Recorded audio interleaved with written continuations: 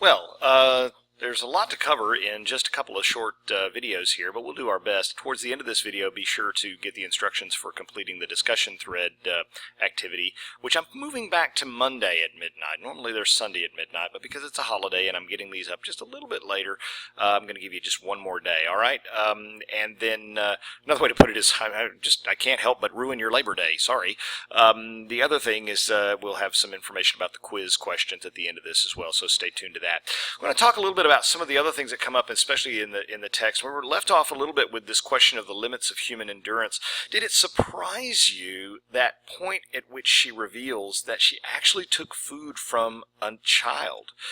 Now, when I first read it years ago, I thought, well, she did what was pragmatic. She had to take it because the child couldn't eat it, and the child wasn't able to eat it, so she basically made the pragmatic decision to say, hey, I've got to do it. And you look at how often food comes up in this as a major topic. It's huge. I mean, one of the greatest abuses that she went through was basically the starvation.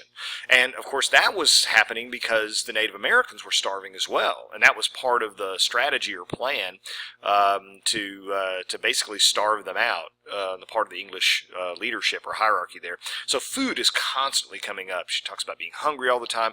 And there's this one passage at the bottom of page 35 and the top of page 36 where she talks about taking food from a child. It's worth looking at. She said, then I went into another wigwam where there were two of the English children. The squaw was boiling horse's feet, and she came to cut me off a little piece and gave one of the English children a piece also. Being very hungry, I had quickly eat mine up, but the child could not bite it. It was so tough and sinewy, but lay sucking, gnawing, chewing, and slobbering it in the mouth and hand. Then I took it of the child and eat it myself, and savory it was to my taste. Isn't it interesting that she doesn't even make a comment on that action? We, or at least I, look at it and say, okay, well, is she doing this because what she's saying is this didn't do any good for the child, he couldn't eat it anyway, so might as well not go to waste? Or is she saying, without commenting, is she presenting this to us to show us how far she had sunk in terms of her own value system? Or is she simply reporting facts that, you know, this is what I did, but there's no commentary at all. It's quite amazing. The number of people who get knocked on the head, I mean, she's really talking about, I mean, what they're talking about is tomahawks. I mean, they really did use stone implements to kill people with. That was the primary thing that they did. They bashed their heads in. The constant threats of violence, the killing of the pregnant woman and her child and tossing them into the fire, the threats and all of those kinds of things, really amazing.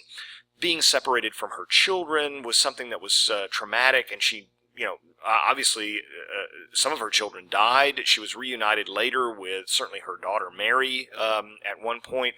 But the violence and the abuse, what's called into question here is how much can a human being take? Right? How much can you take? And especially the underscore of it is how much can a human being take without A, losing their faith in their creator, and B, without being filled with hatred, because there are points where she's constantly comparing Native Americans to animals, bears and wolves and whatever, and she sort of dehumanizes them clearly. They clearly dehumanize her. I mean, they treat her as though she's an animal as well. I mean, she's property to them. They just drag her around and they treat her worse than they would a horse. So both cultures, both societies see each other as essentially not human. And the fundamental inability for each to appreciate or understand the other culture is something that becomes even more aware to us than it would be to her. She almost doesn't even realize the extent to which she's doing that. But it's really clear that she has no clue why these people operate the way they do and why they do what they do. How could they do what they do? The only thing she can fall back on is the idea that, well, they're not Christian, so this is what happens. Which in the final analysis doesn't fully explain. I mean, you know, the easy answer is, well, because they don't believe the way we do, that's why they're the way they are. And by the way, when we look at, okay, the obvious modern parallel would be terrorism, right? Why do people in certain countries with very different belief systems than, say, Americans, and I'm not just talking about religion here, I'm talking about political and ethical and moral and lifestyle and all of those kinds of things. Why do they behave the way they do? The easy default answer is, well, because they don't believe in what we believe in. But the other question that is a little deeper and more disturbing is, well, but clearly they believe in something. Every society is held together by certain norms and values. Why are theirs and ours so different from one another?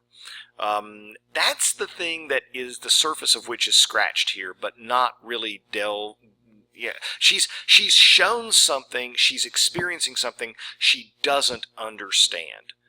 And when she comes back out of the wilderness, what she presents us with, whether she knows it or not, is two things. The depiction of this episode in her life, this life-changing episode, as being sort of this metaphorical psychological journey into darkness. This is as much a psychological journey as it is a physical journey through the actual wilderness. This is as much a journey through the wilderness of her mind and her soul and her heart as it is a journey across miles. And when she's writing about it, I have no doubt that what she's trying to accomplish is, as so many people therapists will tell you this, that sometimes writing something down that happened to you that was terribly traumatic, talking about it, doing something sometimes with art, kids that are abused sometimes turn to art to try to, and it's more than just a coping mechanism. You could even argue that she suffered from post-traumatic stress syndrome. I don't doubt that. It's a way to try to recreate it in our mind, on paper, visually, whatever, so that we can try to understand it. Reliving it can be a nightmare, but reliving it can also be a way that one tries yet again and again to try to understand, why did this happen? What does it mean, right? What does it mean? And you get the sense that she gets to the end and she has her religious beliefs, and she's very sincere, no doubt. The question that she's confronted with, that I think she's not fully capable in the text of coming to a final conclusion on, who would, right, is, okay, I grew up with this belief system, and then I encountered something that I really was totally unprepared for. I kind of knew that danger was there, but I had no idea what it would be, what it would be like.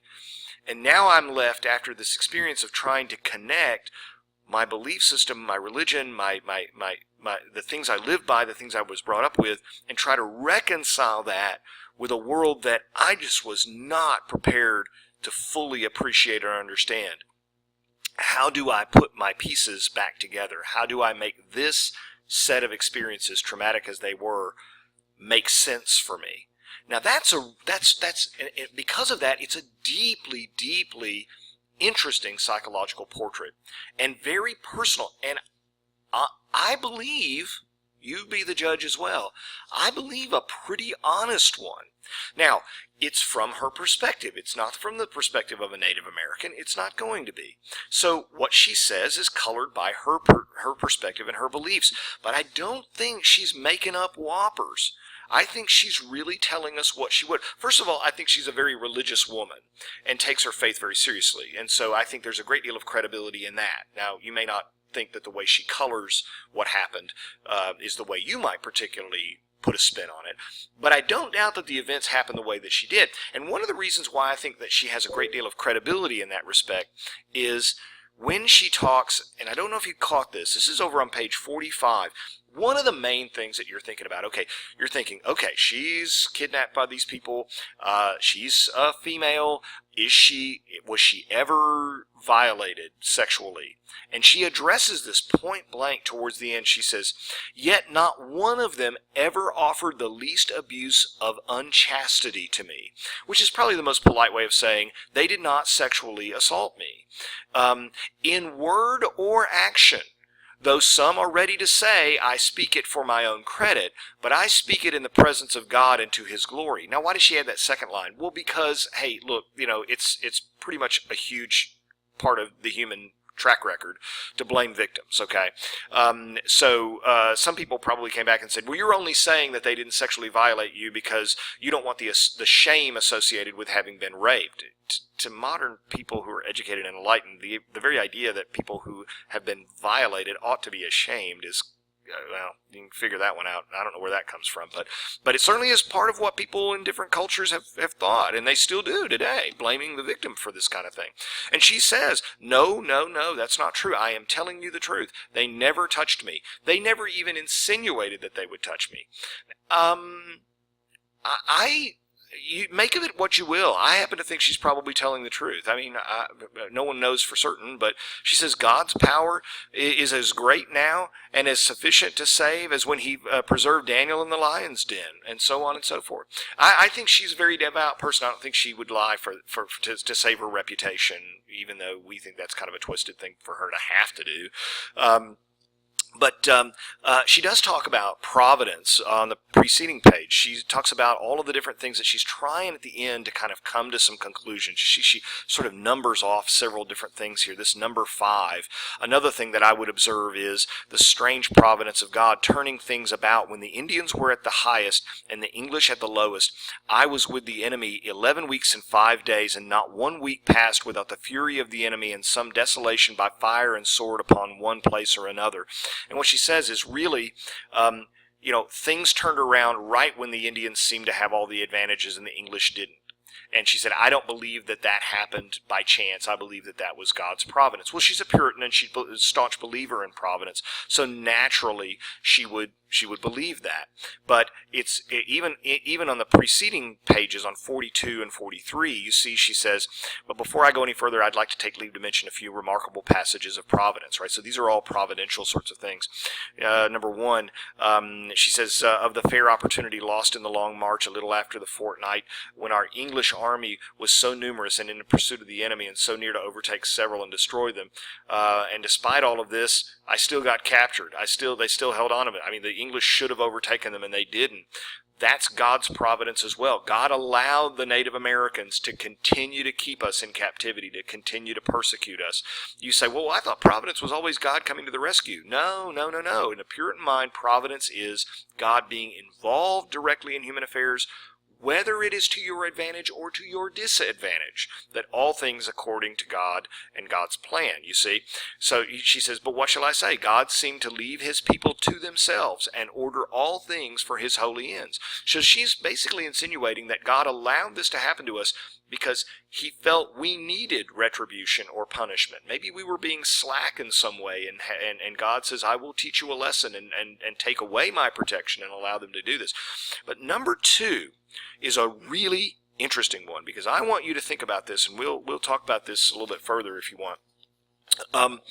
She says, number 2 on page 43, I want you to look at this passage particularly. I cannot but remember how the Indians derided the slowness and dullness of the English army in its setting out. For after the desolations at Lancaster and Medfield, as I went along with them, they asked me when I thought the English army would come after them. I told them I could not tell. It may be they will come in May, said they. Thus they did scoff at us, as if the English would be a quarter of a year getting ready. Now, there's 2 ways to read that. She can say, look, the Indians were actually telling us, when are your guys actually going to start following us? When are they going to actually get on our trail? Your army and your leadership back there is really slow and stupid. We haven't seen hide nor hair of them. We just wiped out all your villages and took their wives and daughters and kids, and where the heck are they? Now, eventually the English would ride hot and heavy after them, no doubt about it. But clearly Mary Rowlandson is saying, I didn't have an answer for them. I have no idea why the leadership didn't do with it. Now, this may be Rowlandson's closest that she can come as a woman in a Puritan society run by guys. This may be about as close as she can come to being very critical of the English political and military leadership on the part of the colonists. Because as a reader, I'm left to say, yeah, why didn't they get up and move and go and find you guys? Yeah, why were they so slow to act? Even the Native American captors were saying, where are your rescuers? They're not even around. Are they still asleep? When are they coming? May? You know, they got 3 months. Going to take them 3 months to get on a horse and come on after us. Where are they going to be? So that may be the closest she can come as a woman to questioning and to criticizing the leadership, the political and military leadership of her people. That's a very interesting thing. She goes on in number 4 and says, look, even though if their corn were cut down, they would starve. It was thought, she says, that if their corn were cut down and we'd starve them and they'd die from hunger and all their corn that could be found was destroyed and they driven from what little they had in store, etc. The strategy on the part of the English leadership, the English colonist leadership, was starve them out, right? As we're pursuing them, wipe out all their corn, wipe out all their food stores and whatnot. And she says, look, you underestimated these people. They know how to survive, man. Now, they were hungry and they were suffering, but they were determined and they meant it and they survived.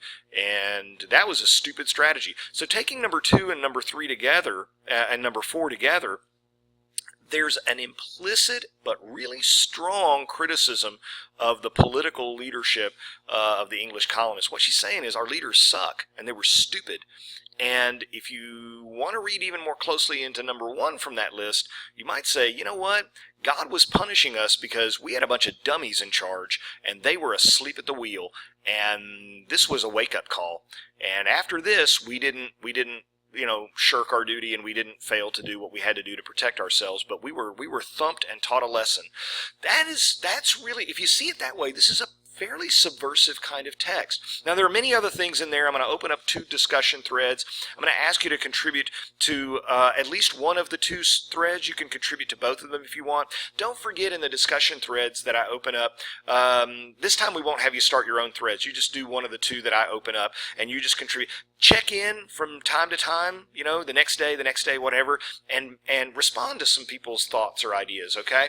That's what makes the conversation more interesting, if you would. Now, your 2 quiz questions. I need you to send your quiz questions to my Yahoo email address, not my TWU. I try to keep them separate so that I don't lose anything. Send it to my Yahoo email address, which is alfredlitton@yahoo.com, and the 2 questions are these. Question number 1, how much ransom did her husband end up paying to get her back? And question number 2, what was the name of her son that she met up with when she was in captivity? She met up with her son. What was his name? Okay, just 2 quick did you read them questions. Make sure you send those to me. Send those to me by Monday at midnight as well, okay? Please don't share the quiz answers in the discussion threads, okay? I'll have this posted for you, and you can, if you have some questions, email me or call me as well, okay?